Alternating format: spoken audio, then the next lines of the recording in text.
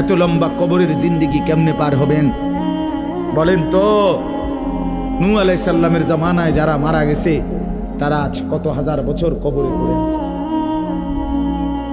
ইব্রাহিম আলাইহিস সালামের জামানায় যারা মারা গেছে তারা আজকে কতদিন কবরে পড়ে আছে। হ্যাঁ, আবু জেহেল আজকে কত বছর কবরে পড়ে আছে?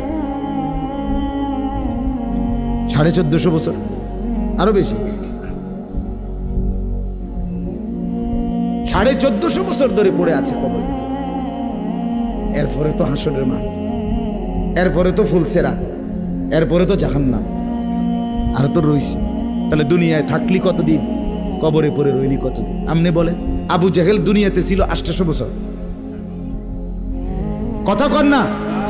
আবু লাহাব দুনিয়াতে জীবিত ছিল 900 বছর, তো কবরে আছে কত বছর? তো বাচ্চা কয় বছর? নাহলে 60 বছর, নাহলে 70 বছর, ঠিক কি না বলেন? তাহলে দুনিয়ায় ছিলি কতদিন, কবরে আসত কতদিন? আচ্ছা, এই কথাই এখনই মনে হইল। হ্যাঁ, এরপরে তো সামনেরটি রয়েছেই মিয়া, এখনো তো কিয়ামত আসে নাই, এখনো তো ইসরাফিল ফু দেয় নাই। একবার ফু দিবে, সব কবরে যাবে, আবার ফু দিবে, হাসরের মাঠ কায়েম হবে। আবার হাসরের মাঠের একদিন, খোদার কসম এই কোরআনে আল্লাহ বলছে, হাসরের ময়দানের এখন একদিন, প্রতি একটা দিন কয় ঘন্টা?